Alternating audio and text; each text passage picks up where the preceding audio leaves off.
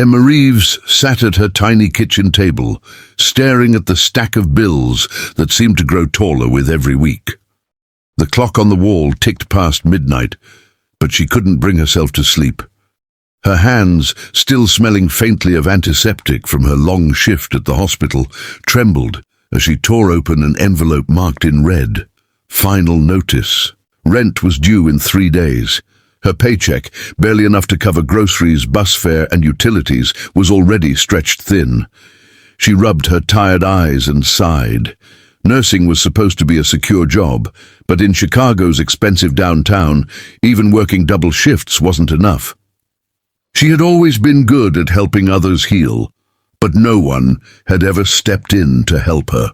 At work, she wore a calm smile and joked with patients, but when her co-workers chattered about their plans for the upcoming hospital charity gala, dresses, champagne and dancing under chandeliers, Emma quietly withdrew. She'd never been. The tickets were free for staff, but the thought of showing up in her plain work clothes was humiliating. She couldn't even dream of affording a gown. So she listened, nodded and smiled, though inside she felt like the outsider she had always been. 2 days later, the ER was busier than ever. Sirens blared outside, stretchers rolled through the automatic doors, and Emma moved swiftly from patient to patient with her usual grace. She had learned how to stay calm when others panicked. That afternoon, a man rushed in carrying a little girl. His face was etched with worry, his shirt half untucked, as though he had dropped everything to get her there. The child clung to him, wincing in pain. "Please, someone! My daughter hurt her ankle!" the man called. Emma hurried over. "Right this way." Her voice was steady, soothing. She led them to an exam bed and crouched beside the girl. "Hi, sweetheart, I'm Emma. Can you tell me your name?" "Lily," the girl whispered, blinking away tears. "Okay, Lily, we're going to take care of you." Emma smiled warmly, brushing a strand of hair from the girl's forehead. She glanced at the father. He was tall, with deep brown eyes that carried exhaustion and strength in equal measure. His protective hold on his daughter was almost fierce. Emma examined the ankle. "It looks like a sprain, not a break. Painful, but you'll be okay. We'll wrap it and give you crutches." Lily's lip trembled. "Will I still play soccer?" Emma's smile widened. "Of course you will. This is just a short break for your ankle, not for your dreams." For the first time, Lily giggled through her tears. The sound made her father's shoulders relax. "I'm David," he said quietly, watching Emma work. "Thank you for being so good with her. I was afraid she'd be terrified." "She's braver than she thinks," Emma replied, finishing the wrap. She handed Lily a lollipop from her pocket, a small trick she always kept for young patients. "See," she teased, "perks of visiting the nurse's station." Lily grinned. "You're nicer than my coach." David chuckled softly. "That's because your coach makes you run laps." For a moment, the three of them laughed together, the sterile hospital walls fading into the background. Over the next 2 weeks, David and Lily came back for follow-ups. Each time, Emma found herself looking forward to seeing them. She noticed how David always crouched to Lily's level when talking, how he carried her backpack along with his own briefcase, how his eyes softened whenever his daughter smiled. But Emma also saw the lines of fatigue on his face, the shadow of loneliness that matched her own. He was a man who had carried too much, just like her. One evening, after another long shift, Emma was helping Lily adjust her crutches when David lingered behind. "Emma," he began, his voice hesitant, "can I ask you something?" She looked up, surprised. "Of course." He rubbed the back of his neck, clearly nervous. "There's this gala next weekend. I was invited as a sponsor. My company donated to the hospital. I don't usually go to events like that, but I thought maybe—" His voice faltered, then steadied. "Maybe you'd come with me as my date, my first in a very long time." Emma blinked, stunned. A date with him. Her heart skipped, but almost immediately reality sank in like a weight. She imagined walking into that gala, surrounded by women in dazzling gowns, while she stood there in something plain and cheap. The embarrassment would crush her. Her cheeks burned. "David, I can't." He frowned slightly. "Why not?" I don't have... She hesitated, ashamed. I don't have a dress or shoes or anything for an event like that. She forced a smile, trying to make it sound casual. You should ask someone else. David studied her quietly, his eyes softening. He saw through the brave front she put up, the same way she had seen through Lily's. Emma, he said gently, I didn't ask for a dress, I asked for you. Her throat tightened. No one had ever said something like that to her. But years of surviving on her own had built walls around her heart. Accepting help felt impossible. I can't let you do that, she whispered. David's expression grew firm, though his voice stayed kind. You've been there for my daughter, for me, more than you realize. The least I can do is give you a night where you don't have to worry about anything. Let me. Emma's eyes stung. She wanted to say no, to retreat back into the safety of her solitude, but something in his gaze, steady, sincere, filled with respect, broke through the walls she had built. She swallowed hard. Her heart whispered yes, but all she managed to say was, I'll think about it. As David and Lily walked away, Emma leaned against the counter, her hands trembling. For years, she had lived paycheck to paycheck, afraid to hope for more. And now, for the first time in a long time, she was faced with something scarier than unpaid bills, the possibility of happiness. Emma stood in front of the hospital's glass doors, watching David and Lily disappear into the evening crowd. Her heart raced as if she had just run a marathon. He asked me on a date. Me. She pressed a hand to her chest, fighting the mixture of fear and excitement swelling inside her. Emma Reeves, the nurse who could barely pay rent, being invited to a glittering gala by a man like David Parker. It sounded like a fairy tale, and fairy tales didn't belong to people like her. Still, for the next several nights, she couldn't stop replaying his words.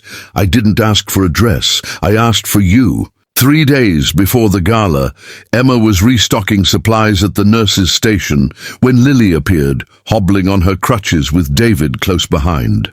Emma, Lily beamed. Guess what? Daddy told me you might come to the party with us.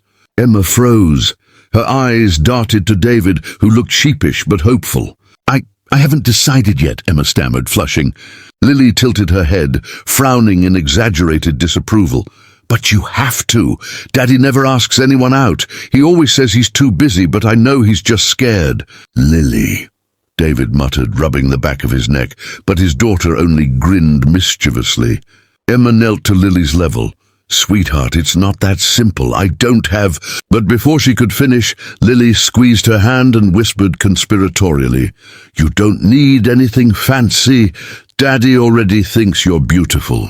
Emma's cheeks burned crimson. She looked up at David, who avoided her eyes but couldn't hide the faint smile tugging at his lips. That was the moment she realized. This wasn't just about a dress or a party. It was about letting herself. 2 days later, David surprised her. He called and asked if she'd meet him downtown. Reluctantly, she agreed, only to find herself standing in front of a boutique with glittering gowns displayed in the windows.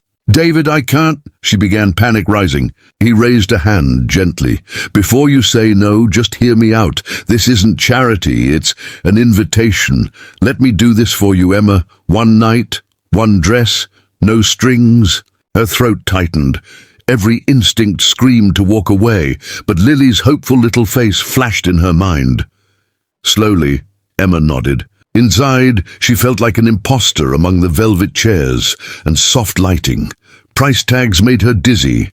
She gravitated toward the clearance rack, but David steered her back with a quiet shake of his head. Pick the one that makes you feel like you, he said. After several awkward tries, Emma stepped out of the fitting room in a simple navy blue gown. The fabric skimmed her curves modestly, the neckline drawing out the shimmer in her eyes. She tugged self-consciously at the hem, ready for David to politely say it was fine. Instead, he went still, his breath caught, his gaze softening into something she couldn't quite name. Just a dress. No, David said, his voice low but certain. It's you. Her heart flipped, unsteady, like it was learning a new rhythm. The night of the gala arrived. Emma's nerves nearly consumed her as she stood outside David's townhouse, clutching a thrift store clutch purse. When the door opened, Lily rushed forward in a sparkly headband, her crutches clacking on the floor. "You're here!" she squealed. "Daddy, look!" David appeared behind her, adjusting his tie. The sight of him in a perfectly tailored suit made Emma's breath hitch. But when his eyes landed on her, he froze. For a long moment no one spoke. Then Lily giggled. "Daddy, your mouth's open." He blinked, flustered. "Sorry, Emma, you look stunning." Something inside her, long buried under exhaustion and bills, bloomed. The gala sparkled with crystal chandeliers, golden tablecloths, and the hum of a live orchestra. Emma clung nervously to David's arm as they entered. She expected to feel out of place, but David's steady presence anchored her. At their table, business partners tried to draw David into conversations about contracts and shipments, but his attention rarely strayed from Emma. He laughed at her shy jokes, encouraged her when she hesitated to speak, and offered her his hand during the first dance. Emma hadn't danced in years, but in David's arms the world seemed to fade. The weight of unpaid bills and long hospital shifts melted away, replaced by the warmth of his hand on her waist, the steadiness of his gaze. "You're doing great," he murmured. "I'm stepping on your shoes," she whispered back. He grinned. "Then I guess I don't mind." For the first time in years, Emma laughed freely. Later, as the evening wound down, David led her onto the terrace. The city skyline glittered against the night sky. The cool air brushed her cheeks, grounding her in the moment. "Emma," he began, his voice soft, "I haven't done this in a long time, since my wife passed." His eyes flickered with grief before returning to hers. "I thought love wasn't in the cards for me anymore. My world became about Lily, about survival. But then you walked into our lives."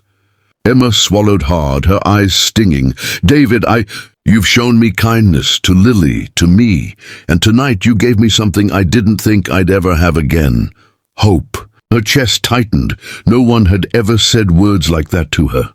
"David, all my life I've had to hold everything together alone. I never thought anyone would look at me the way you do, like I matter." He stepped closer, his hand brushing hers. "You do matter, more than you know." The world seemed to still. Slowly David leaned in, and Emma's heart pounded as their lips met, gentle, hesitant, yet filled with promise. It wasn't just a kiss, it was the beginning of something new. When they pulled apart, David's forehead rested against hers. "So, will there be a second date?" brimming in her eyes. "Only if Lily approves." As if on cue, the glass door slid open. Lily peeked out, her grin wide as the city lights. "I already do." Emma's laughter rang out, pure and unguarded. And for the first time in years, she felt more than just alive. She felt chosen.